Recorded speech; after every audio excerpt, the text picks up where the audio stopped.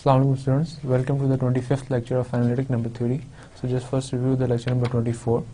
24 के अंदर जो हमने एनालिटिक नंबर थ्योरी की तरफ जाते हुए जो सबसे पहला हमारा स्टेप है कि प्राइम्स को डिस्कस करना और प्राइम्स की डिस्ट्रीब्यूशन को डिस्कस करना। तो हमने कुछ प्राइम नंबर्स डिस्कस किए कि प्राइम नंबर्स जो है वो उनकी क्या क्या रिजल्ट हमने किए थे, जिसके अंदर हमने एक लाइट का रिजल्ट प्रूफ किया दोबारा से, उसका एक आउटलाइन बनाई कि there are infinitely many primes. फिर हमने देखा कि कुछ मैथमेटिशियंस के नाम से जो प्राइम्स मंसूब हैं वो कौन से हैं, फर्मास प्राइम देखे, मसने प्राइम्स देखे। देन फिर हमने नेक्स्ट पे गए कि अगर हमारे पास 1 से लेके 50 तक नंबर गिवन है तो उनमें से हम ये देखना चाहते हैं कि कौन कौन से प्राइम है, तो कोई उसका तरीकाकार हो सकता है, क्या हमारी कैलकुलेशन जो है वो रिड्यूस हो सकती हैं। तो हमने पहले एक थोड़ा सा रिजल्ट किया कि अगर आपके पास n तक देखना है आपने तो उसके अंदर उसका स्क्वायर रूट ले लें और उससे पहले वाले जितने प्राइम फैक्टर्स हैं सिर्फ उनके मुतालिक अगर आप डिस्कस कर लें तो सारों के मुतालिक ऑटोमेटिकली डिस्कस हो जाता है। इसको हमने कहा कि ये सी ऑफ एराटोस्थनीज है और फिर हमने इसकी डेमोन्स्ट्रेशन भी दी कि 1 से लेकर 50 तक मैंने सारे नंबर्स देखे, उसके अंदर जो है ना वो 50 के लिए जो मेरे पास नंबर आ रहा था वो 8 आ रहा था। तो 8 से पहले जितने नंबर्स आ रहे हैं उनको छोड़ के जो उनके मल्टीपल्स हैं वो मैंने काट दिए, तो जो बाकी मेरे पास बच रहे थे वो ऑटोमेटिकली जो प्राइम्स बच रहे थे 1 से लेके 50 तक। फिर हमने देखा distribution of primes. Distribution of primes ये थी कि मेरे पास कोई फार्मूला तो एग्जिस्ट नहीं करता प्राइम्स के लिए, लेकिन क्या कोई बाउंड एग्जिस्ट करती है कि वो किस तरीके से उस बाउंड के अंदर कितने प्राइम्स पड़े हुए हैं। से मैंने पहली बाउंड बनाई 2n-1, तो हमने कहा कि n प्राइम जो है वो इस रेंज तक जरूर आ जाएंगे। मिसाल के तौर पे 100 प्राइम्स जो हैं वो 2n-99 तक आ जाएंगे। और फिर हमने कहा कि अगर बर्टन्स जो रिजल्ट है उसको हम यूज़ करें तो जो मैथमेटिशियन था जिसने बर्टन्स रिजल्ट प्रूफ किया था, शेबीशेफ, उसने कहा कि इस जो बाउंड है उसको इम्प्रूव किया जा सकता है 2n तक। तो उसने कहा कि जो nth प्राइम है वो 2n तक आ जाएगा, तो कम से कम जो है 2n तक जो है n प्राइम्स मिल जाएंगे, पड़े होंगे आपके पास। और फिर हमने लास्ट में एक रिजल्ट डिस्कस किया। बेसिकली ये कंजेक्चर है कि अभी तक अनसॉल्व रिजल्ट है, मतलब हमें नहीं पता कि ये ट्रू है या फॉल्स है, लेकिन जो हमारे पास कंप्यूटर्स है उन्होंने जब तक वो चेक कर सकते हैं चेक करके हमें बताया कि this is a true result, कि कोई भी इवन नंबर है विच इज ग्रेटर देन और equal to 4 that can be written as a sum of 2 prime numbers and those prime numbers should not be distinct, तो same भी हो सकते हैं।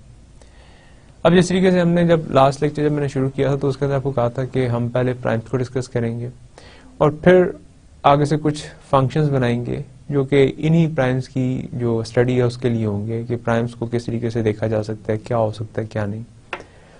तो हमारा जो इस वक्त नेक्स्ट कंसर्न है वो फंक्शंस कंस्ट्रक्ट करना है जो कि हम नंबर थ्योरी के अंदर यूज करेंगे। तो समहाउ आपको उसका आइडिया पहले से है। मिसाल के तौर पे जो आइलर फी फंक्शन है वो एक नंबर थ्योरेटिक फंक्शन है। तो पहले अब मैं जरा उसको क्योंकि जनरलाइज करना चाहता हूँ तो अब मैं उसकी एक डेफिनेशन देने की कोशिश करता हूँ कि अरिथमेटिकल फंक्शन से मेरे क्या मुराद है।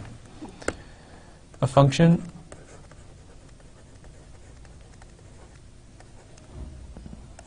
f of x is called arithmetical or sometimes number theoretic.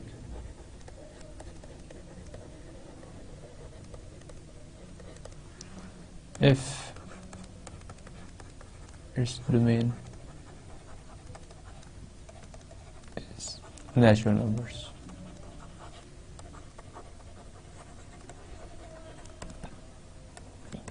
So, अगर मेरे पास एक ऐसा फंक्शन है जो n से किसी जगह के ऊपर डिफाइन किया जा रहा है तो मैं ऐसे फंक्शंस को इन जनरल कहूंगा कि ये अरिथमेटिक फंक्शन है। तो अगर आप एक मिनट के लिए देखें तो आपके पास बहुत बड़ी एक कलेक्शन है उन फंक्शंस की जो कि अरिथमेटिक फंक्शंस है। मिसाल के तौर पे जितने फंक्शंस आपने कैलकुलस में पढ़े हैं वो सारे अगर रियल लाइन पे डिफाइन है तो ऑटोमेटिकली नेचुरल नंबर्स पे भी डिफाइन है, तो वो सारे के सारे अरिथमेटिकल फंक्शंस हैं। कुछ टेक्स्ट इसको थोड़ा सा और रिलैक्स कर देती हैं, वो कहते हैं कि इसके अंदर आप नेगेटिव नंबर्स भी शामिल कर लें, नेगेटिव इंटीजर्स भी, तो कोई हर्ज नहीं। तो in that case f z2s function है जो कि अरिथमेटिक फंक्शन है। लेकिन हम इसी नोशन के साथ स्टिक रहेंगे कि जो मेरे पास डोमेन है वो नेचुरल नंबर्स की होनी चाहिए। अब हम ये फंक्शंस किस तरीके से कंस्ट्रक्ट करते हैं और हमारे किस यूज आ सकते हैं, ये एक पर्सपेक्टिव है जिसके अंदर हम इंटरेस्टेड हैं। मिसाल के तौर पे आपने आइलर फी फंक्शन कंस्ट्रक्ट किया, फी ऑफ एन, जो कि आपको काउंट बताता है उन नंबर्स का which are relatively prime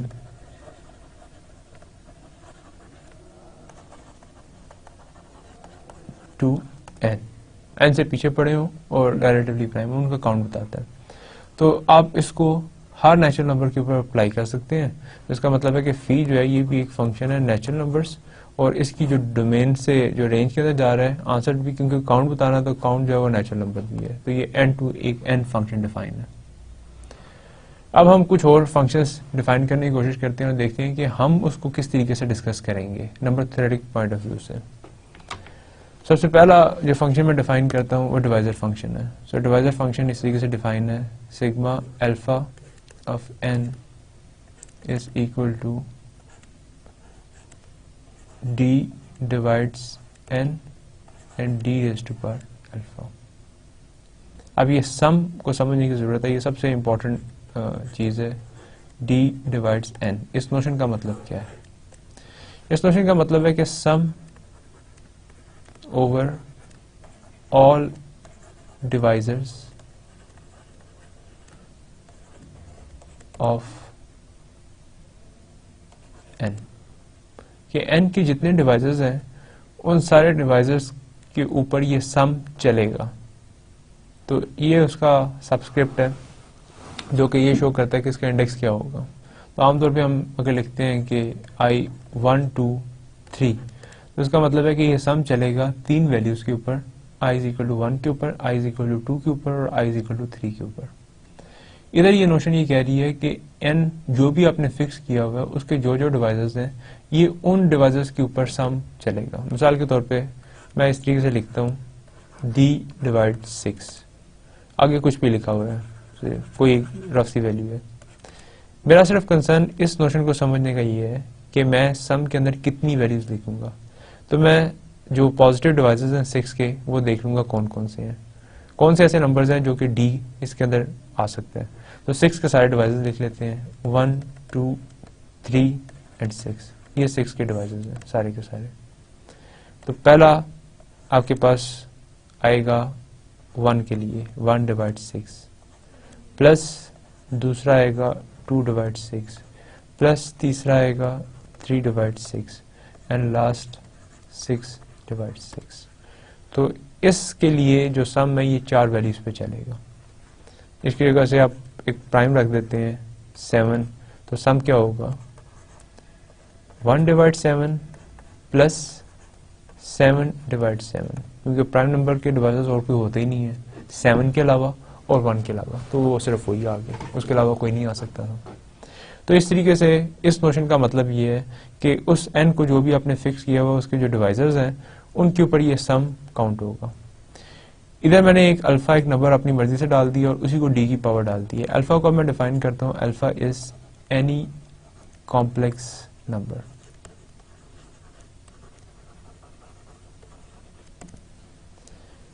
अब इस नोशन को जरा दोबारा लिख के कोई एक दो वैल्यूज लेके इसके ऊपर असाइन करते हैं।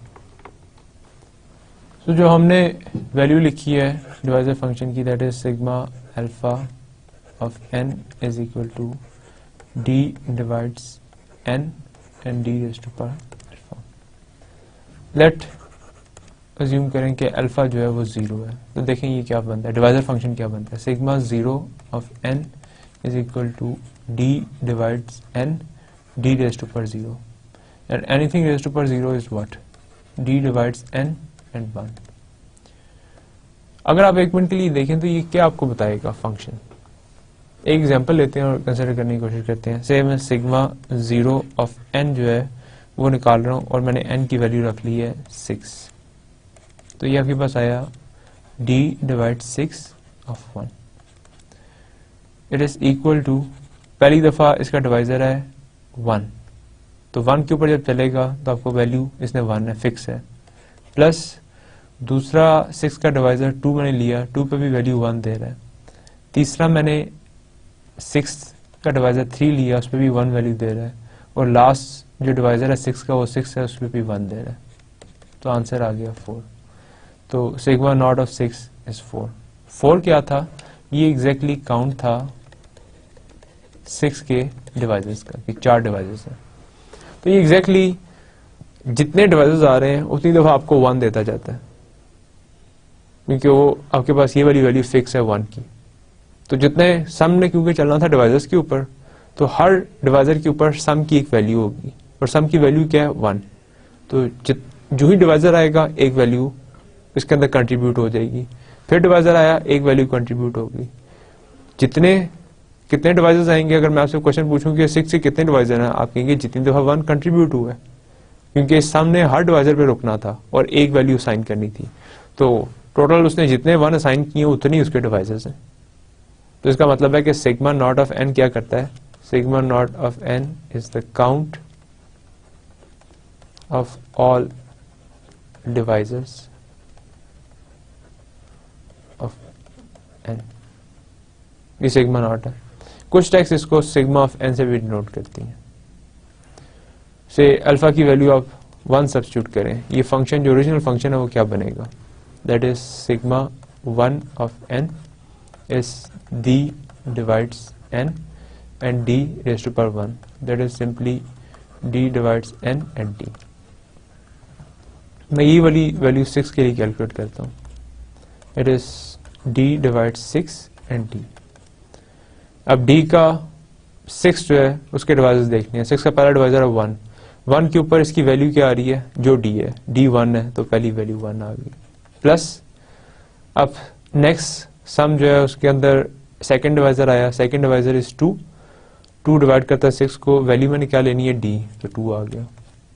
फिर मैं d की वैल्यू 3 रखूंगा, क्योंकि 3 भी डिवाइड करता है 6 को, सम के अंदर एक और वैल्यू आएगी और वैल्यू क्या लूंगा? 3। फिर d की वैल्यू 6, तो 6, so answer is 6 + 3 + 2 plus, so it is, ये आपके पास 12 आ गई। अब ये क्या थे? सिग्मा 1 ऑफ 6 ने क्या किया कि ये इसके डिवाइसेस पड़े हुए हैं 1 2 3 6, और उसने इन सब को काउंट कर दिया, 1 को, 2 को, 3 को, 6 को। आंसर आपके पास 12 आ गया। तो मैं सिग्मा 1 को कह सकता हूं कि it is the sum of all divisors of n। कुछ टेक्स्ट इसको ताउ ऑफ n के नाम से भी डिनोट करते हैं। तो अगर हाली सिग्मा ऑफ n ये सबस्क्रिप्ट के बगैर लिखा हो तो उसका मतलब है कि count of devices of that function, और अगर ताउ ऑफ n लिखा हुआ है, या ये मैं नोशन यूज करूंगा, ये वाली tau of n। Tau of n का मतलब है कि n से पीछे जितने भी उसके डिवाइसेस टोटल पड़े हुए हैं वो सारे के सारों का जो सम है वो ताउ ऑफ n है। तो ये मैं 2 फंक्शंस डिफाइन करता हूँ जो कि नंबर थ्योरेटिक फंक्शंस हैं। ऑब्वियसली जो आपके पास सिग्मा है वो किधर से किधर फंक्शन डिफाइन है? From natural numbers to natural numbers, क्योंकि उसने काउंट बताना है, तो काउंट तो हमेशा नेचुरल नंबर ही होगा। जैसे कि ताउ जो फंक्शन है, जो सम बताना है, तो डिवाइसेस अगर आपके पास नेचुरल नंबर्स हैं तो जितने मर्जी नेचुरल नंबर्स को सम कर लें, आंसर पे एक नेचुरल नंबर आएगा, तो फिर आंसर एक नेचुरल टू नेचुरल नंबर आ रहा है। तो ये काउंट ऑफ डिवाइजर्स है, एंड ये सम ऑफ डिवाइजर्स है। कोई और वैल्यू के लिए चेक करते हैं सिर्फ इसको क्लियर करने के लिए। से मैं ताऊ कंसिडर करना चाह रहा हूँ 10 का, क्या आएगा? It is d divides 10 of d। दूसरे लफ्जों में जितने डिवाइजर्स हैं 10 के वो होने चाहिए। तो मुझे पता है 10 के डिवाइजर्स हैं 1 2 5 एंड 10। तो अगर मैं इस हिसाब से करूँ तो पहला डिवाइजर 1 आया तो इसके लिए वैल्यू 1 आ रही है, दूसरा डिवाइजर 2 है, इसके लिए वैल्यू 2, तीसरा 5 and last is 10, so it is 17। और सिग्मा ऑफ 10 क्या होगा? मैं डायरेक्टली बता सकता हूँ कि 4 होगा, क्योंकि यही 4 डिवाइजर हैं और इसने सिर्फ काउंट बताना है डिवाइजर्स का। अब इसके लिए हम फार्मूलाज बनाना चाह रहे हैं सिग्मा और ताऊ के लिए कि क्या हमारे पास कोई जनरल फार्मूलाज हैं इनके लिए। अगर आप 10 को देखें तो 10 को इस तरह मैं लिख सकता हूँ 2 into 5, ये प्राइमरी डिकम्पोजिशन है। अब मेरे पास इधर से मैंने 10 के डिवाइजर्स बनाने हो तो वो किस तरीके से बनेंगे? वो 2 हो सकता है, वो 5 हो सकता है। उसके अलावा मैं हाली इन दोनों को कंबाइन कर लूं और दोनों की जगह कोई ना कंसिडर करूं तो वो 1 आ जाएगा। तो इसकी पावर 1 है, इसकी पावर 1 है। तो मेरे पास सारी ऑप्शंस क्या क्या आ रही हैं एक मिनट के लिए। मैं 2 raised to power 0 कंसिडर कर लूं और 5 raised to power 0 कंसिडर कर लूं, ये 1 बन जाएगा। मैं 2 रेज़ टू पावर 1 कंसिडर करूं और 5 रेज़ टू पावर 0 कर लूं, ये 2 आ जाएगा। मैं 2 रेज़ टू पावर 0 कर लूं और 5 रेज़ टू पावर 1 कर लूं, ये 5 आ जाएगा। और अगर मैं 2 भी 1 कंसिडर कर लूं और 5 भी 1 कंसिडर कर लूं तो ये 10 आ जाएगा। तो ये सारे के सारे मेरे पास डिवाइजर इस साइड पे लिखे हुए हैं 1, 2, 5 और 10। इसका मतलब है कि मेरे पास ये कैपेसिटी है कि मैं एक नंबर के डिवाइजर्स को देख के उसके इसका मतलब है कि मेरे पास ये कैपेसिटी है कि मैं एक नंबर की प्राइमरी डिकम्पोजिशन को देख के उसके जो डिवाइजर्स हैं उनके मुतालिक इंफॉर्मेशन दे सकता हूँ। प्राइमरी डिकम्पोजिशन थी 2 into 5, पावर 1 1 थी, तो मैंने पावर्स के सारे कॉम्बिनेशन जो हो सकते थे वो लगा लिए, तो मेरे पास सारे के सारे उसके डिवाइसेस आ गए। इसी तरीके से ताउ ऑफ n के लिए भी मेरे पास एक जनरल रिजल्ट है, तो उसको देखते हैं कि वो क्या है। सो अगर मैं ये अज्यूम करूं कि n की value p1 k1 p2 k2 pr kr ये इसकी प्राइमरी डिकम्पोजिशन लिखी हुई है किसी भी n की, तो ताउ ऑफ n जो है यानी कि जो सम है इनका वो क्या होगा, और सिग्मा ऑफ n जो है जो इनका काउंट है वो क्या होगा। So count should be equal to k1 plus 1 into k2 plus 1 up to kr plus 1। p1 k1 plus 1 minus 1 over p1 minus 1 into p2 k raised to power 2 plus 1 minus 1 over k2 minus 1 so on pr k raised to power r plus 1 minus 1 over kr minus 1। so ये मेरे पास इसके formulas हैं। Let's see इसको proof करते हैं। पहले इस result को प्रूफ करते हैं कि जो इनका काउंट है वो इसके बराबर होगा। सो n की वैल्यू मेरे पास है p1 k1 up to pr kr। जिस तरीके से मैंने इसके लिए शो किया है 2 और 5 के लिए, तो 2 की पावर 1 और 5 की पावर 1 है, तो 2 के पास कितनी चॉइसेस हैं, 1 या उससे पीछे वाली सारी की सारी। तो 1 से पहले एक सिर्फ 0 हो सकती है, लेकिन नेगेटिव में तो आ नहीं सकता। 5 के पास 1 है और 5 के पास 0 चॉइस है। अगर यहाँ से 2 का स्क्वायर लगा होता तो ये नंबर होता 20। अब 2 के पास कौन कौन सी चॉइसेस थी, 2 भी होती, 1 भी होती और 0 भी होती। यानी कि जरूरी नहीं है कि मैं डिवाइजर में 2 को भी शामिल करूं। मैं 2 की पावर 0 करूंगा तो मीन्स के डिवाइजर में से वो निकल गया, वो शामिल नहीं हो रहा। अब इसका मतलब है कि P1 के ऊपर अगर K1 लिखा हुआ है तो P1 एज ए डिवाइजर आने की कितनी चॉइसेस हैं, K1 प्लस 1। और देन हर R के लिए कितनी चॉइसेस हैं, KR प्लस 1। और क्योंकि मल्टीप्लिकेशन है तो इन सब के अंदर टोटल चॉइसेस जो है वो मल्टीप्लाई हो जाएंगी कि ये सारी चॉइसेस, फिर ये सारी चॉइसेस, फिर ये सारी चॉइसेस, तो कंबाइन इन सब की मल्टीप्लिकेशन आ जाएगी। तो ये टोटल चॉइसेस हैं फॉर डिवाइजर्स ऑफ n। तो इसका मतलब है कि एग्जैक्टली यही काउंट है इसके n के डिवाइजर्स का, विच मीन्स के दिस इज सिग्मा n। इसका सम कंसिडर करने के लिए कंसिडर द फॉलोइंग एक्सप्रेशन। मैं 1 से शुरू करता हूँ, 1 plus p1 square up to p1 k raise to power 1। Then मैं 1 p2 plus p2 square up to p2 k2, और फिर लास्ट वाला जो प्राइम है वो लिख लेता हूँ 1 plus pr square up to pr and kr। तो ये कंसिडर, मैंने ये एक प्रोडक्ट कंसिडर की। मेरे पास n जो ओरिजिनली गिवन था वो था p1 k1 into p2 k2 up to pr kr। यानी कि इस नंबर के अंदर r डिफरेंट प्राइम्स आ रहे थे और उनकी पावर्स जो है वो k1 k2 से लेके kr तक लिखी हुई है। मैंने हर प्राइम को कंसिडर किया और p रेज़ टू पावर 0 जिसका मतलब 1 है उधर से लेके p की पावर k1 तक आया, फिर p2 चूज किया, उसकी सारी पावर्स देख ली, फिर pr कंसिडर किया, उसकी सारी पावर्स देख ली। अगर आप इनकी मल्टीप्लिकेशन करें तो क्या कोई ऐसा डिवाइजर हो सकता है इनका जो मिस हो जाए? क्योंकि जितने पीआईस की ऑप्शंस हो सकती थी वो सारी मैंने लिखी हैं। तो अंदर प्लस के साइन है, P1 ने P2 के साथ भी मल्टीप्लाई होना है, P1 ने P2 स्क्वायर के साथ भी मल्टीप्लाई होना है, P1 ने P2 स्क्वायर के साथ मल्टीप्लाई होने के बाद PR के साथ भी मल्टीप्लाई होना है। तो इस सम के अंदर जितने डिवाइसेस लिखे हुए हैं वो सारे के सारे आ जाएंगे। इसका मतलब है कि ये जो है ये सम है इन सब डिवाइसेस का। अब ये अगर आप ज्योमेट्रिक अप्लाई करें तो ये क्या लिखा हुआ है, P1 K1 plus 1 minus 1 over P1 minus 1। पहली जो ये वाला इतना हिस्सा में ये लिखा हुआ है। देन अगली value P2 K2 plus 1 minus 1 over P2 minus 1 and so on. Last is PR KR plus 1 minus 1 over PR minus 1। तो ये एग्जैक्टली इनका सम फंक्शन बन जाएगा। एग्जाम्पल्स कंसिडर करते हैं। सो से मैंने सिग्मा ऑफ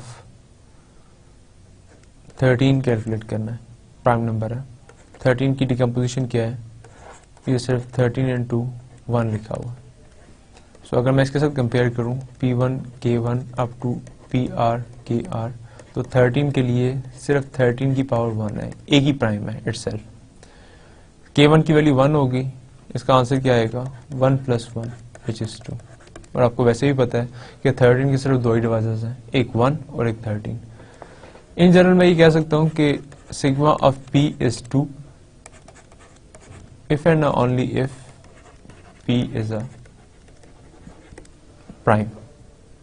सो दो डिवाइसेस तो हर एक नंबर के होंगे कम अज कम, एक वो इटसेल्फ और एक 1, ट्रिवियल डिवाइसेस है।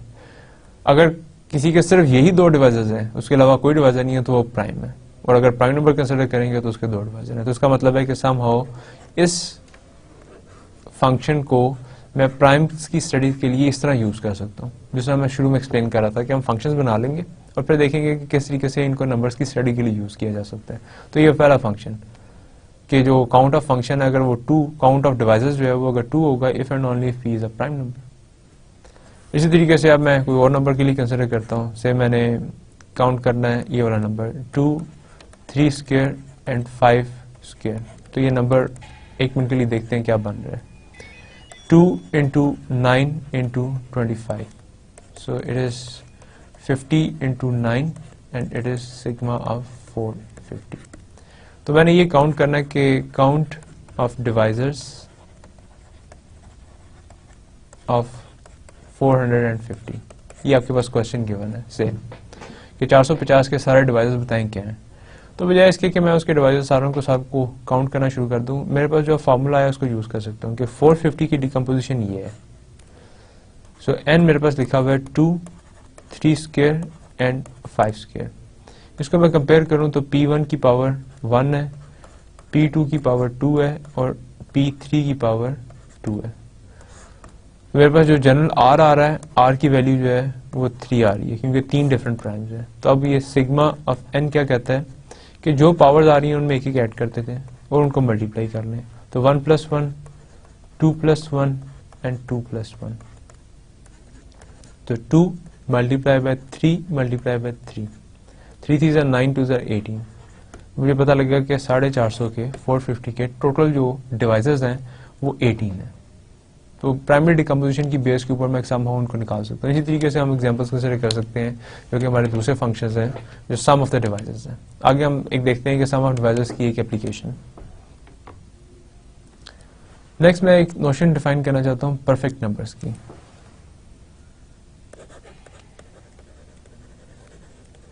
A number is called perfect number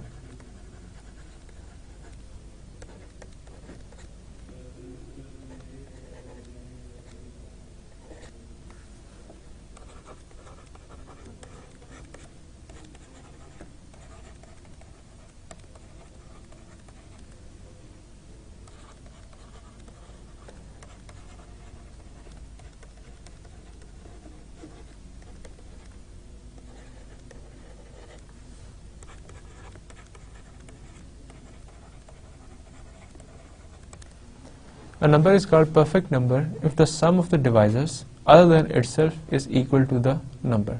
कि आप एक नंबर कंसिडर करें, उसके सारे डिवाइसेस का सम करें, लेकिन लास्ट वाले को छोड़ दें, यानी कि अपने आप को छोड़ दें। तो अगर वो भी ओरिजिनल नंबर के बराबर आ जाए तो मैं कहूँगा कि वो परफेक्ट नंबर है। मिसाल के तौर पे n आपके पास एक नंबर है, आप इसके सारे डिवाइसेस का सम करें, सो जितने डिवाइसेस आ रहे हैं उसका सम करें, लेकिन एक छोड़ना उसमें से डिवाइजर जो कि n इटसेल्फ है, क्योंकि n अपना भी डिवाइजर है। तो जब आप सारे डिवाइसेस का सम करेंगे तो ये भी अंदर आ जाएगा। तो कहता है कि इसको अगर आप छोड़ दें, जो बाकी सम है अगर वो भी n के बराबर आ जाए तो तब मैं कहूँगा कि ये मेरे पास नंबर जो है ये परफेक्ट नंबर है। मिसाल के तौर पर मैं इनकी वैल्यू 6 लेके देखते हैं। 6 के डिवाइसेस कौन कौन से हैं? 1, 2, 3 एंड 6। वो कहता है कि इसके जितने डिवाइसेस हैं उसमें से ये लास्ट सिर्फ छोड़ दें, 6 इटसेल्फ, क्योंकि n की वैल्यू आपने 6 ली हुई है, इसको छोड़ दें, जो बाकी बच रहे हैं उनका सम करें। 1 + 2 + 3, इसका आंसर कितना आ रहा है? 6। तो बाकी जो डिवाइसेस हैं उनका आंसर भी 6 आ गया है, ओरिजिनल नंबर भी 6 था। इसका मतलब है कि 6 इज अ परफेक्ट नंबर। 8 लेके देखते हैं कि क्या 8 भी परफेक्ट नंबर है। 8 के डिवाइसेस देखते हैं, 1, 2, 4 एंड लास्ट इज 8। इसके अलावा कोई डिवाइजर नहीं। तो 8 को छोड़ दें तो बाकी डिवाइसेस बचते हैं 1 + 2 + 4, इट इज 7। तो 7 इज नॉट इक्वल टू 8। तो उस लास्ट को छोड़ के जो बाकी बचते हैं उनका सम भी उसके नंबर के बराबर आना चाहिए। सो अब दोबारा देखिए, number is called perfect number if the sum of the divisors other than itself, उसको छोड़ के, is equal to the number, उसी नंबर के बराबर आ जाए। तो मैंने 8 को छोड़ा, उसके बाकी डिवाइसेस देखे, उसके बाकी डिवाइसेस का सम उसके बराबर नहीं आ रहा। इसका मतलब है कि 8 is not a perfect number.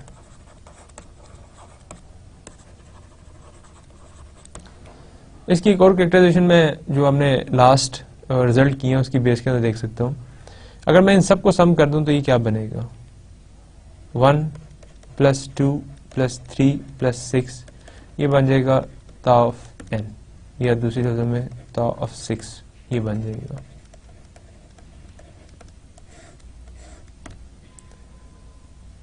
ये इसकी वैल्यू क्या आ रही है? ये 6 है और ये 6 है, तो 6 + 6, तो ता ऑफ 6 जो है वो 2 टाइम्स ऑफ 6 आ गया। यही एग्जैक्टली मैं एज अ डेफिनेशन यूज कर सकता हूं परफेक्ट नंबर्स की, क्योंकि परफेक्ट नंबर्स कौन से होंगे? अ नंबर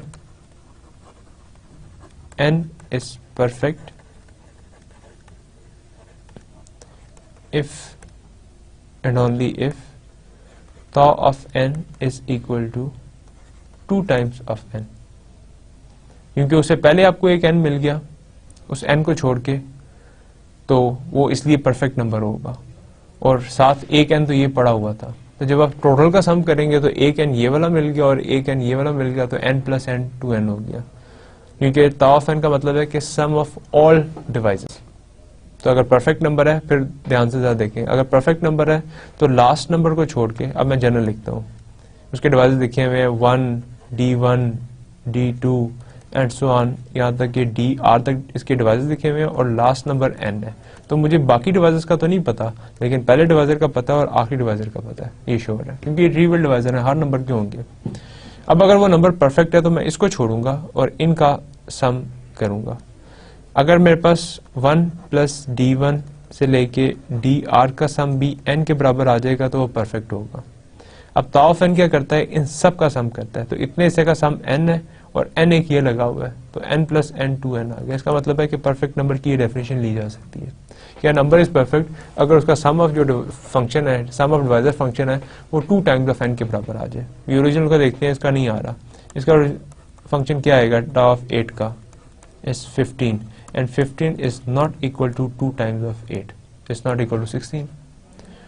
तो इसलिए ये मैं देखते से बता सकता हूँ कि अगर मुझे इसका डिवाइजर फंक्शन जो है, सम ऑफ डिवाइजर्स, उसका बता दें कि आंसर क्या है, तो मैं देखते से बता सकता हूँ कि ये परफेक्ट नंबर है या नहीं है। अब लास्ट हमने एक हास नंबर्स किए थे, मसने नंबर्स, और फिर हमने कहा था कि अगर वो वाले नंबर्स किसी n के लिए प्राइम हो जाए तो हम उन्हें मसने प्राइम्स कहेंगे। अब मैं एक परफेक्ट नंबर्स का और मसने नंबर्स का जो प्राइम्स है इनका रिलेशन देखना चाहता हूँ। रिलेशन क्यों देखना चाहता हूँ? मैं एक क्वेश्चन, जनरल क्वेश्चन है जो मैं इस तरीके से पोज कर सकता हूँ कि how many perfect numbers exist, are they finite और दे इनफाइनाइट। मुझे नहीं पता मैंने सिर्फ उनकी डेफिनेशन दे दी है। 6 मैंने एक परफेक्ट नंबर देख लिया, अगला ढूंढने की कोशिश करें, एक्सरसाइज आपके लिए। नेक्स्ट नंबर ढूंढें, 7 देखें, 8 देखें, 9 देखें, 10 देखें, आपको लगेगा कि इसके अंदर बहुत बड़े बड़े गैप्स हैं, बड़ी देर बाद जाके एक परफेक्ट नंबर मिलता है।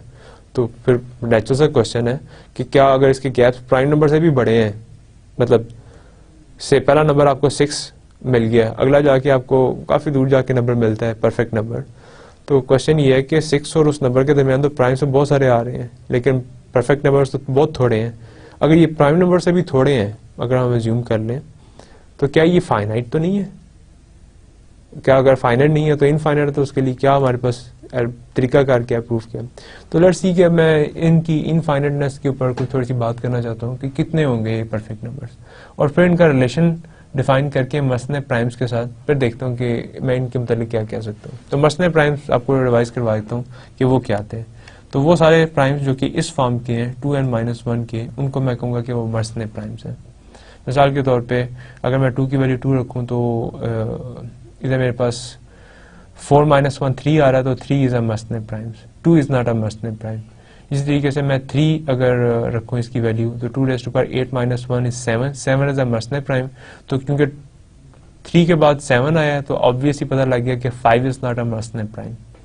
अब मैं एक रिलेशन डेवलप करने की कोशिश कर रहा हूँ परफेक्ट नंबर्स के अंदर और मसने प्राइम्स के अंदर। वो थ्योरम ये है कि if 2n-1 is a prime, ये मतलब कि अगर आप मसने प्राइम लिया हो तो 2n-1 into 2n-1 will be a perfect number. तो अगर आप मुझे एक मसने प्राइम दें तो मैं उसकी बेस पे एक परफेक्ट नंबर बना सकता हूँ इस तरीके से। ये अगर वो नंबर होगा तो ये वो परफेक्ट नंबर होगा। पहले प्रूफ देखते हैं, फिर इसकी सिंपल सी कॉरोलरी है जो कि ऑब्वियस है, उसको एक दफा रिविजिट करते हैं। Assume 2n-1 is a prime. Say 2n-1 is equal to p. p वो प्राइम का नाम है। Now consider this number,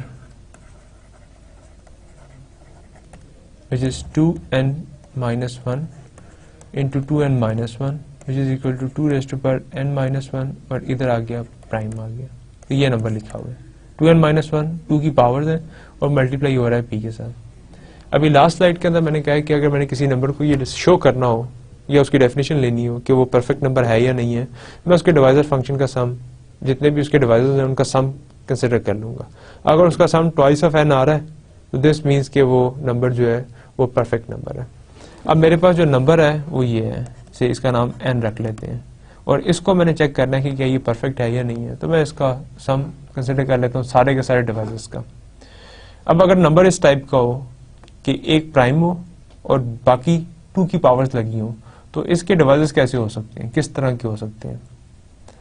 इसके डिवाइसेस या तो आपके पास, तो मैं इसके सारे डिवाइसेस लिख लेता हूँ 1 मिनट के लिए।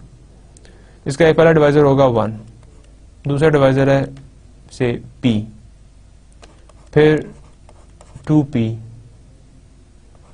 फिर 2 स्क्वायर p, और यहां तक के लास्ट पे पहुंच गया 2n-1 p। उसके अलावा जिस तरीके से मैंने p की साथ p को फिक्स रखा और 2 को रेज किया है, मैं अलग से 2 की पावर्स को कंसिडर कर सकता हूँ।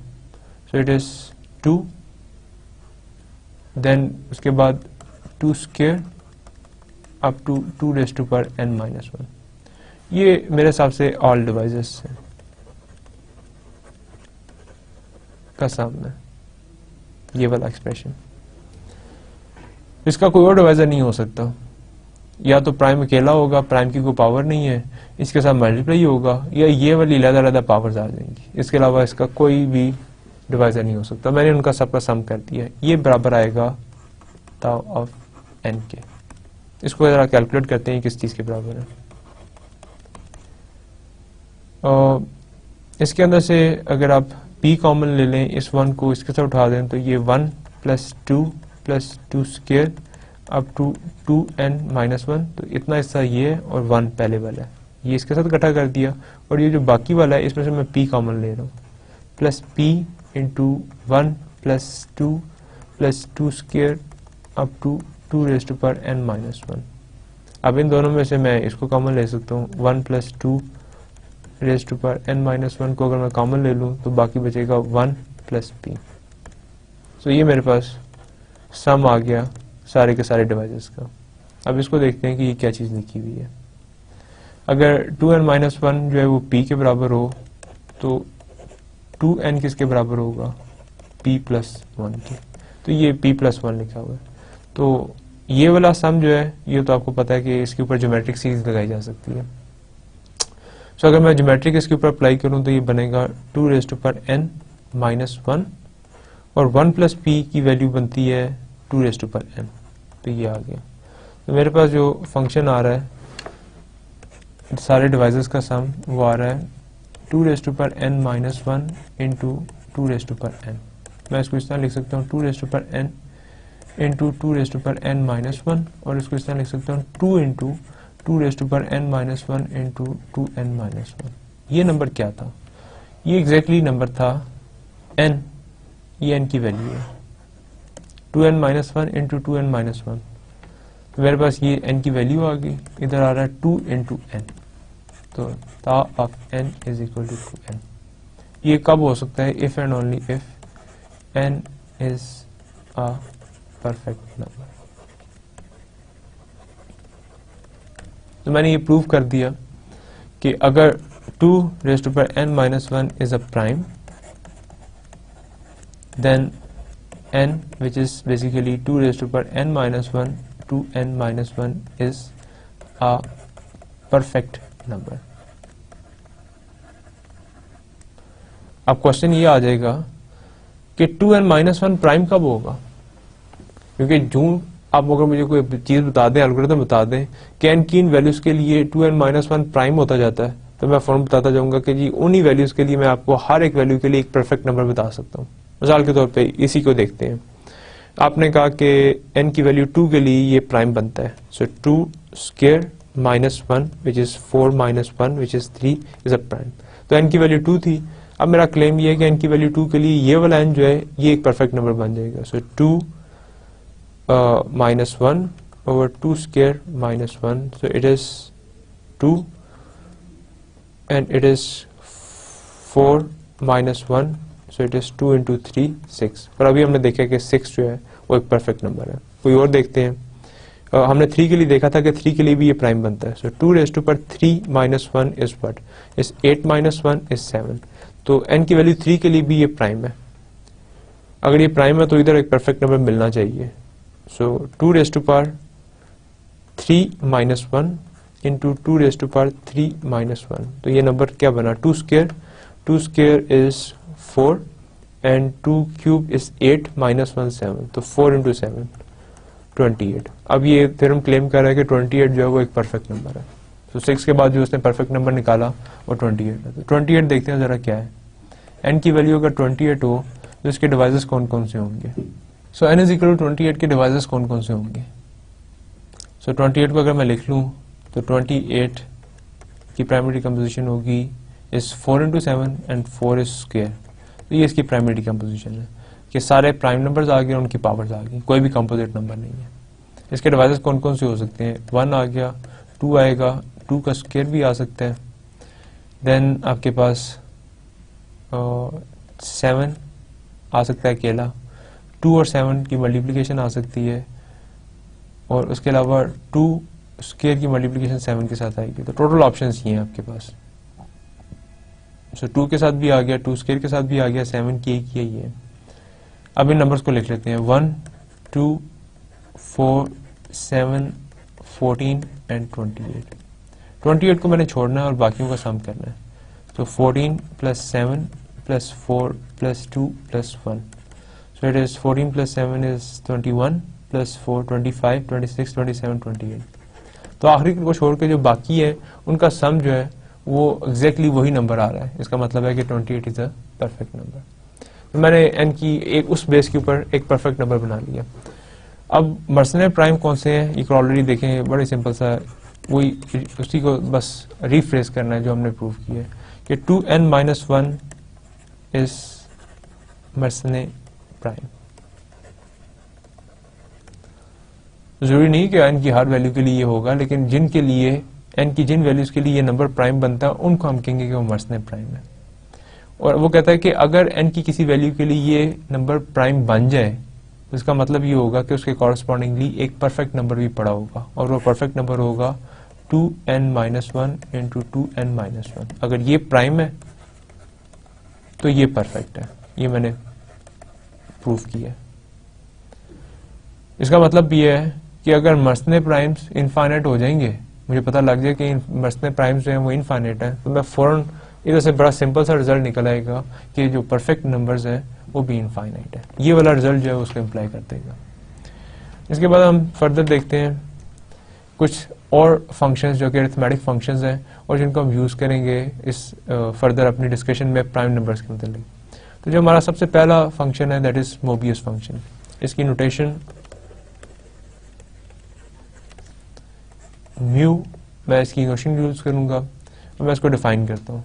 सो अब मैं इसको 1 के लिए अलग से डिफाइन करता हूँ कि mu of 1 should be 1 and n अगर कोई भी इसके अलावा नंबर है तो मैं पहले उसकी डिकम्पोजिशन लिखूंगा p1 k1 up to pr kr तक, और फिर डिफाइन करूंगा mu of n is equal to -1 raise to power r if k1 k2 up to kr, that is all powers should be equal to 1 and 0 otherwise. So अगर उसकी सारी की सारी powers जो है वो 1 आ रही हैं तो फिर वो -1 की पावर r होगा, यानी कि उसके अंदर कितने प्राइम फैक्टर्स आ रहे हैं उसकी प्राइमरी डिकम्पोजिशन के अंदर। कुछ एग्जांपल्स देते हैं। सो म्यू ऑफ, अगर मैं n की वैल्यूज लिख लूँ 1 2 3 4 5 6 एंड 7, तो म्यू ऑफ n की वैल्यूज क्या होंगी? तो 1 के लिए मैंने डिफाइन कर दिया mu of 1 is 0। Mu of 2 की अगर आप प्राइमरी डिकम्पोजिशन लिखें तो उसमें एक ही प्राइम आ रहा है, दिस मीन्स के -1 raise to power 1 which is 1। Mu of 3 is the same, क्योंकि 3 जो है उसकी प्राइमरी डिकम्पोजिशन में सिर्फ 1 आ रहा है, दैट इज -1। 4 का आंसर क्या आएगा? So let's see. Mu of 4 is basically mu of 2 square. अब इसके अंदर एक प्राइम आ रहा है लेकिन इसकी जो पावर है वो 1 नहीं रही, तो जो पावर 1 के अलावा केस होगा उसको मैंने 0 रखा हुआ है, तो mu of 4 is 0। Then mu of 5 is -1 again, क्योंकि इसकी डिकम्पोजिशन के अंदर सिर्फ एक ही नंबर था। Mu of 6 is what? तो mu of 6 is mu of 2 into 3, ये इसकी डिकम्पोजिशन आ गई। इसमें 2 डिफरेंट प्राइम्स आ रहे हैं लेकिन दोनों की पावर्स 1 और 1 है, तो मेरे पास क्योंकि काउंट 2 है तो मैं कहूँगा -1 स्क्वायर एंड इट इज 1, तो म्यू ऑफ 6 इज 1। तो ये इनकी वैल्यूज है। Again mu of 7 is -1 and so on. तो ये डिफाइन करता है मोबियस फंक्शन को।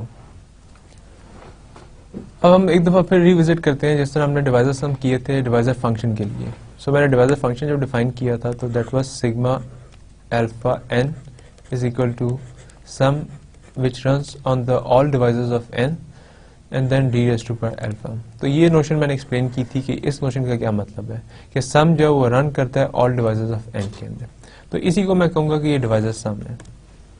नंबर थ्योरी के अंदर हमने जितने भी फंक्शन डिस्कस करेंगे हम ये जरूर देखेंगे कि किसी फिक्स n के लिए उसके डिवाइजर्स का सम जो है वो क्या बनता है। तो मिसाल के तौर पे कोई भी मेरे पास एक फंक्शन गिवन है f ऑफ n, तो मैं ये देखना चाहता हूँ कि d divides n of f of d का आंसर कौन सा फंक्शन आता है, और जितने फंक्शंस मैं डिस्कस करूंगा मैं इन सब के तकरीबन ये नोशन जो है कैलकुलेट करूंगा। मिसाल के तौर पे हमने जो सबसे फर्स्ट फंक्शन डिस्कस किया that was Euler 5 function. So Euler 5 function जो है वो काउंट करता है all numbers which are relatively prime to some given number. अब उसके लिए मैं कैलकुलेट करूंगा d divide n and phi of d, कि अगर मैं सारे के डिवाइजर्स के ऊपर आयलर 5 फंक्शन निकालना शुरू कर दूं तो वो किस चीज के बराबर आता है। अभी मैंने डिफाइन किया है म्यू फंक्शन यानी कि मोबियस फंक्शन। मोबियस फंक्शन के लिए भी मैं ये चीज देखूंगा कि d divides n mu of d का आंसर क्या आता है अगर उसके डिवाइजर्स के ऊपर चलना शुरू कर दें। तो सबसे पहले मोबियस के लिए देखते हैं कि इसका आंसर क्या आता है। If n is greater than equal to 1 we have d divides n mu of d is equal to 1 by n। तो जितने n के डिवाइसेस हैं उन सब के ऊपर अगर मोबियस फंक्शन अप्लाई कर दिया जाए तो उसका सम जो है वो इस ब्रैकेट फंक्शन के बराबर आएगा 1/n ब्रैकेट फंक्शन। सो अगर आप देखें कि n की वैल्यू 1 होगी तो ब्रैकेट फंक्शन का आंसर 1 आ जाएगा if n is equal to 1। लेकिन अगर आप n की वैल्यू 1 से बड़ी सब्स्टिट्यूट करें तो न्यूमरेटर छोटा हो जाएगा और डिनोमिनेटर बड़ा हो जाएगा। सो न्यूमरेटर और डिनोमिनेटर का आंसर जो है वो लेस देन 1 हो जाएगा। सो 0 पॉइंट समथिंग है, तो उस केस के अंदर इसका जो ब्रैकेट फंक्शन है इट विल बी 0 अदरवाइज। सो हम ये क्लेम कर रहे हैं कि जो ये सम है डिवाइजर्स का मोबियस फंक्शन के लिए वो या 1 आएगा, वो सिर्फ इस केस में, अदरवाइज वो हमेशा 0 रहेगा। मिसाल के तौर पे पहले कुछ एक एग्जांपल कंसिडर करते हैं इसका जनरल प्रूफ लिखने से पहले। मैं इनकी वैल्यू कंसिडर करता हूँ 6। इसके डिवाइसेस हम देख चुके हैं कौन कौन से हैं, 1, 2, 3 एंड 6।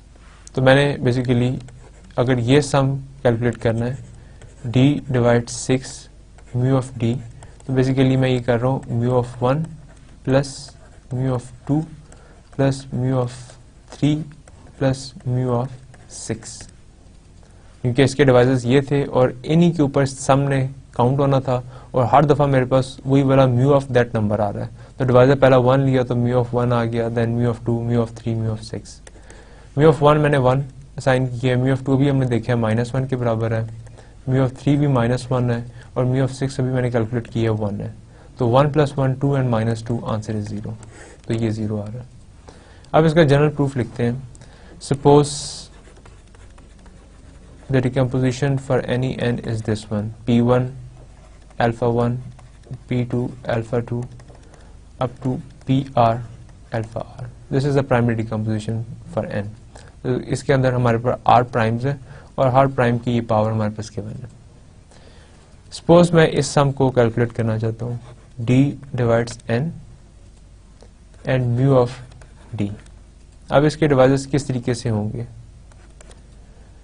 अगर आपके पास अल्फा 1 की पावर यानी कि अल्फा 1 की जो वैल्यू है वो 1 से बड़ी होगी है तो उसके ऊपर म्यू फंक्शन क्या वैल्यू देगा? तो जिसके ऊपर भी जो पावर है वो बड़ी हो जाती है उसके ऊपर म्यू फंक्शन 0 दे देता है। इसका मतलब है कि इसके जो स्क्वायर फैक्टर्स वाले डिवाइसेस हैं वो तो सम के अंदर काउंट ही नहीं करेंगे क्योंकि उनकी वैल्यू 0 आएगी। तो 0 लिखूं या ना लिखूं सम के अंदर मुझे उससे कोई फर्क नहीं पड़ता। पहला डिवाइजर मैं कंसिडर करता हूँ म्यू ऑफ 1। देन कौन कौन से डिवाइसेस कंट्रीब्यूट करेंगे सम के अंदर? म्यू ऑफ p1 से लेके म्यू ऑफ pr। देन जो प्रोडक्ट्स हैं वो करेंगी mu of p1 p2 up to mu of pr-1 into pr and so on. Last one should be mu of p1 p2 to pr. इसके अलावा आप कोई भी इसका डिवाइजर कंसिडर करेंगे तो उसके अंदर कोई ना कोई स्क्वायर फैक्टर जरूर आएगा। तो जितने सिंगल फैक्टर्स के साथ आ सकते थे वो मैंने लिख लिए p1 से लेके pr तक। फिर डबल्स जितने आ सकते हैं वो लिख लूंगा, p1 p2 से लेके आखिरी जो आपके पास पेयर बनेगा वो इसे पिछले का बनेगा pr-1 इंटू pr। उसके बाद ये जो आगे डॉट्स हैं ये शो कर रही हैं कि जो ट्रिपलेट्स आ सकते हैं p1 p2 p3 वो सारे आ गए। फिर इसी तरीके से जो फोर्थ के आ सकते हैं, क्विंटिक आ सकते हैं, सो ऑन, और लास्ट तक हमारे पास आखिरी प्रोडक्ट की आ जाएगी। और किसी के ऊपर भी मेरे पास ये प्रोविजन नहीं है कि मैं स्क्वायर कर दूं क्योंकि जिधर कहीं स्क्वायर होगा उसका म्यू जो है वो 0 हो जाएगा। अब अगर मैं इनको देखूं तो इनके लिए मैं वैल्यू साइन करता हूं। म्यू ऑफ 1 की वैल्यू 1 है। ये सारे के सारे एक एक प्राइम नंबर्स हैं तो हर प्राइम नंबर के ऊपर जो म्यू है वो आंसर आपको -1 देगा। ये टोटल कितने हैं? Are choose 1 -1। आर चूज 1 का मतलब है कि टोटल आपके पास आर है -1 क्योंकि हर एक ने -1 देना था तो काउंट इनका जो है वो आर है। प्लस अब आपके पास डबल्स हैं तो आपके पास टोटल जो इनका काउंट था आर था और आर के अंदर से आपने पेयर्स बनाए। दिस मीन्स के आर चूज 2 और आपके पास हर एक आंसर क्या आएगा अगर ये 2 हो तो क्योंकि प्राइमरी डिकम्पोजिशन के अंदर 2 नंबर्स आ रहे हैं तो -1⁻² आ जाएगा विच इज +1। इस तरीके से 100 चलता रहेगा। लास्ट आपने आर के अंदर से आर नंबर चूज किए और -1⁻r। So it is basically 1 - 1 raise to power R, ये सम इसके बराबर होगा। बायनॉमियल थ्योरम जो है उसका एक्सप्रेशन है a इज इक्वल टू 1 है and b is equal to -1 है, so it is equal to 0 raise to power R which is equal to 0। तो दिस मीन्स कि जो आपके पास अगर 1 से बड़ा कोई भी नंबर है, यानी कि जिसकी प्राइमरी डिकम्पोजिशन एग्जिस्ट करती है, उसका जो डिवाइजर फंक्शन का सम है दैट इज 0। और अदरवाइज अगर n की वैल्यू सिर्फ 1 है तो डिवाइजर फंक्शन का जो सम है वो 1 के बराबर होगा। ये इधर ही कंक्लूड करते हैं हम इस रिजल्ट को। अब हम एक और फंक्शन है, जिस तरह अभी मैंने डिफाइन किया है, बताया है पिछली स्लाइड के अंदर, आईएलआरएफ फंक्शन है, उसका डिवाइजर हम देखते हैं कि वो किसके बराबर आता है। So this is very interesting algebraic point of view से भी और number theoretic point of view से भी।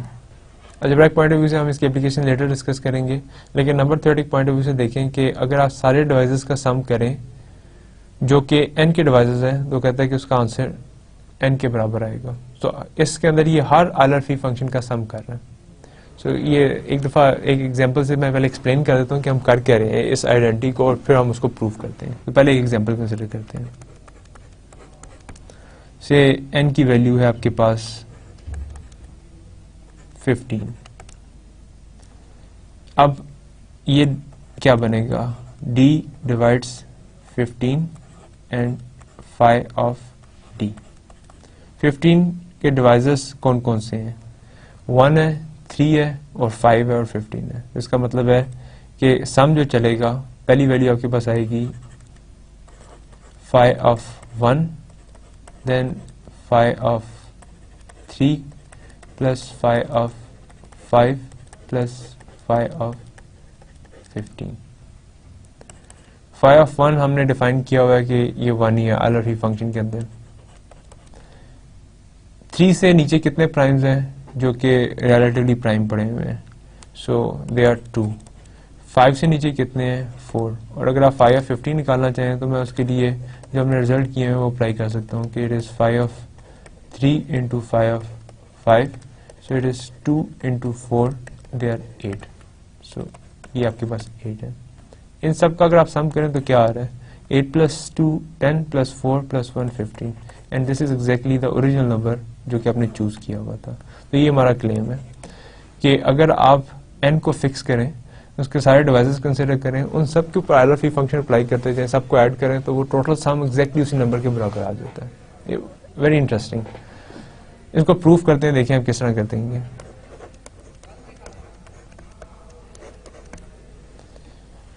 पहले तो नाम रख लें s सारे इंटीजर्स का जो 1 से लेके n तक है।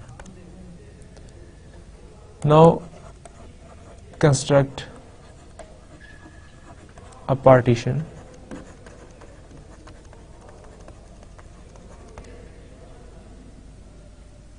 Of s।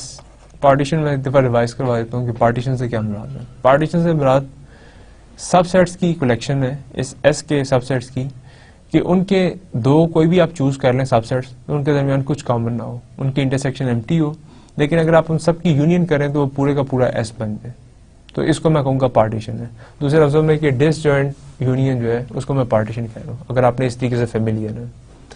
एग्जाम्पल एक कंसिडर कर लेते हैं। मिसाल के तौर पे मेरे पास है 1 2 3 4 5 6 ये लिखा हुआ है, तो मैं A चूज करता हूँ 1 एंड 2, B चूज करता हूँ 3 एंड 6 एंड C चूज करता हूँ 4 एंड 5। तो ये 3 सेट मैंने चूज किए, A B और C। ये सारे के सारे डिसजॉइंट हैं, इनमें से कोई भी दो पकड़ लें तो उनके दरमियान कुछ कॉमन नहीं होना चाहिए। और अगर मैं इन तीनों की यूनियन करूं तो ये पूरे का पूरा मेरे पास सेट आ जाना चाहिए। तो 1 2 3 4 5 6 पूरे का पूरा आ रहा है, तो मैं कहूंगा कि ये जो मेरे पास 3 सेट लिखे हुए हैं A B C, ये पार्टीशन है इस सेट की। अब मैं एक खुद से पार्टीशन बनाना चाह रहा हूँ इस सेट S की। कैसे, देखें, A of D is equal to all those integers of S such that कि K का N के साथ जो GCD हो वो एग्जैक्टली D हो। ये मेरी सेट है। तो मैंने K जो है वो सारे के सारे इस सेट के अंदर डाल लूंगा। N मेरे पास फिक्स है और D इस D के ऊपर डिपेंड कर रहा है जो कि मैंने डिफाइन किया है AFD से।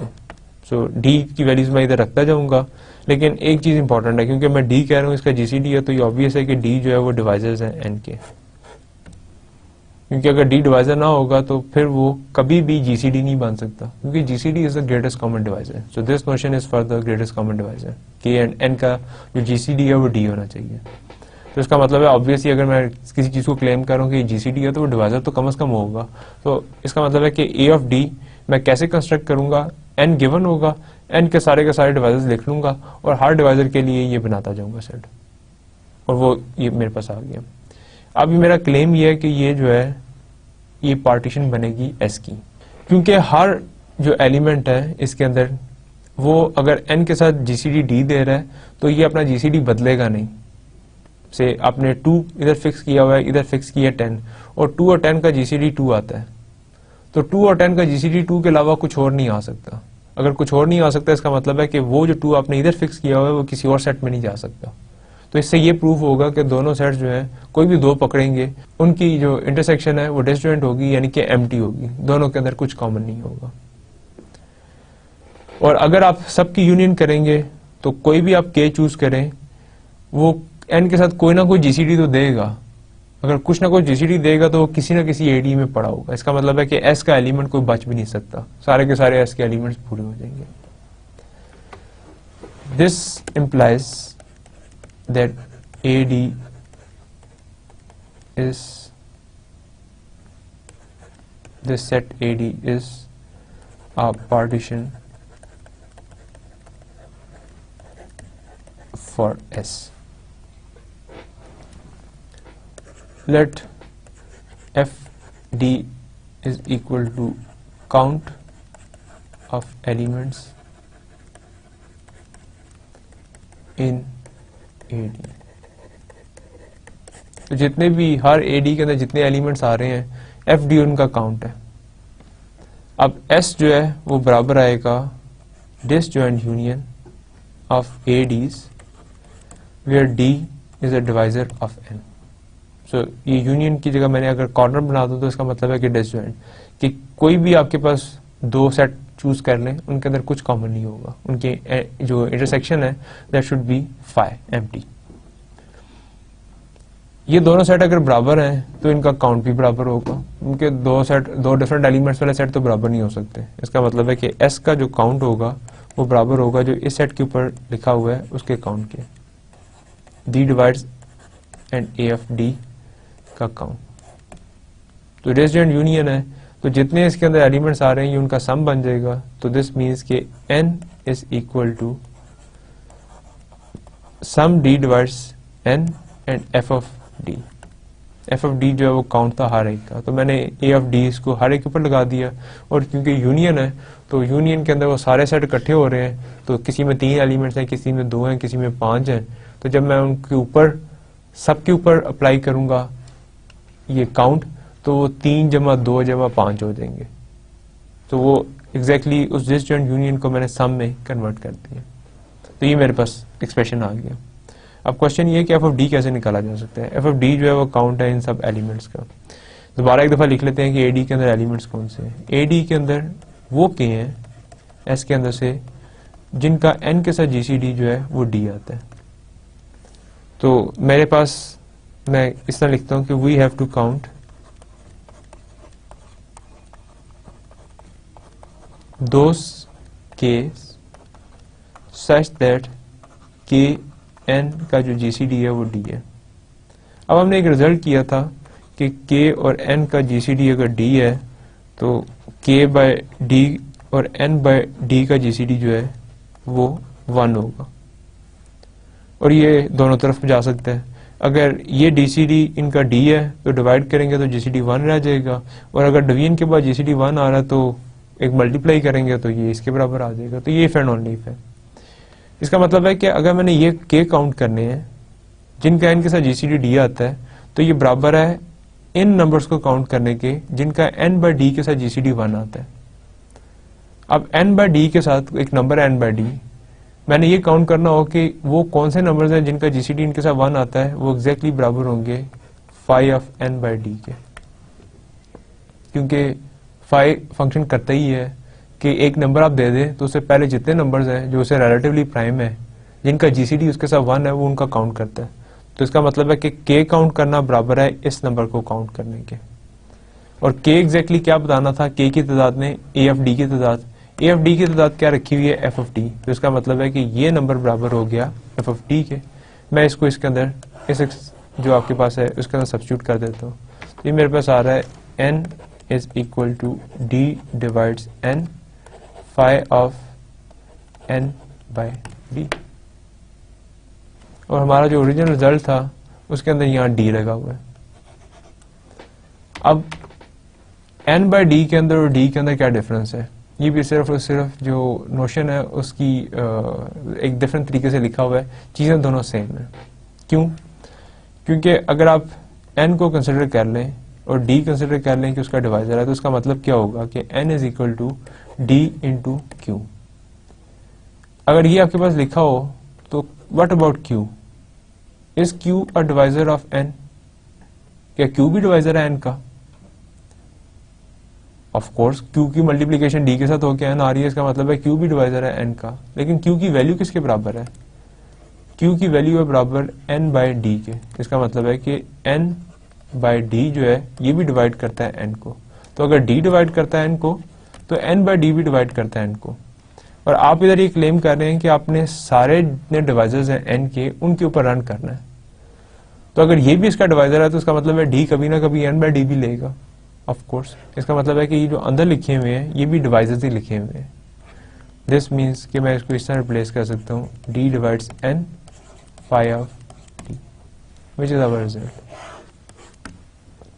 इसको एक्सप्लेन करने के लिए मैं एक एग्जांपल ले लेता हूँ, क्योंकि ये मे बी एकदम हजम ना हो। से n की वैल्यू आप कोई भी एज्यूम कर लें, थोड़ी सी बड़ी वैल्यू एज्यूम कर लें। सो 2 3 6 एंड 6 5 13, ये वैल्यू कंसिडर कर लें। मैं सम चलाता हूँ d डिवाइड n के ऊपर और इधर लिखता हूँ फाई ऑफ d, और एक तरफ मैं d सम चलाता हूँ और एक दफा लिखता हूँ phi of n by d। पहले ये वाला सम देखें किसके बराबर आएगा। 30 के डिवाइजर्स कौन कौन से हैं? सो 30 की डिकम्पोजिशन है 2 3 एंड 5। 2 3 6 5 30। तो इसके डिवाइजर्स कौन कौन से बन सकते हैं? 1 2 3 5, और उसके बाद इनकी मल्टीप्लिकेशन आ जाएंगी। 6 आ सकता है, 10 आ सकता है, 15 आ सकता है, and finally it is 30। So 2 3 6, 2 5 10 and 3 5 15। उसके अलावा पावर 1 से बढ़ नहीं सकती और मैं कोई पेयर ले नहीं सकता, और फाइनली 30। तो ये इसके डिवाइजर्स हैं सारे के सारे। मैंने ये वाला सम लिखना है, जरा लिख के देखें क्या आता है। पहला डिवाइजर 1 है, पहली वैल्यू आएगी फाई ऑफ 1। दूसरा डिवाइजर है phi of 2, then third is phi of 3, then phi of 5 plus phi of 6 up to phi of 30। ये मैंने इसकी वैल्यूज लिखी। अब जरा इसकी लिख के देखें। पहला डिवाइजर लिया, d डिवाइड करता है n को 1, तो पहली वैल्यू क्या आ रही है? फाई ऑफ 30, n की वैल्यू थी बाय 1। दूसरा डिवाइजर है 2, आगे फाई ऑफ 30 बाय 2। तीसरा है फाई ऑफ 30 बाय 3। लास्ट मैं चलता जाता हूँ यहाँ तक कि ये 15 पे पहुंचेगा, phi of 30 by 15, and last is phi of 30 by 30। अब इसको दोबारा देखें तो क्या लिखा हुआ है इसी को। पहली है फाई ऑफ 30, अगली है फाई ऑफ 15, उससे अगली है फाई ऑफ 10, सो ऑन 15 को कैंसिल करें 30 के साथ तो 15 2 ये 2 लिखा हुआ है, और लास्ट इज फाई ऑफ 1। ये एक्सप्रेशन और ये एक्सप्रेशन में कोई फर्क नहीं है, क्योंकि अगर d सारे के सारे डिवाइजर्स पे चलना है तो n बाय d भी तो उसका डिवाइजर है ना, वो भी तो कभी ना कभी आएगा। तो सिर्फ और सिर्फ रीअरेंजमेंट हो सकती है कि पहले ही छोटे से लेके बड़े की तरफ जा रहे हो, अब बड़े से छोटे की तरफ आ रहे हो, लेकिन दोनों की हैसियत सेम है।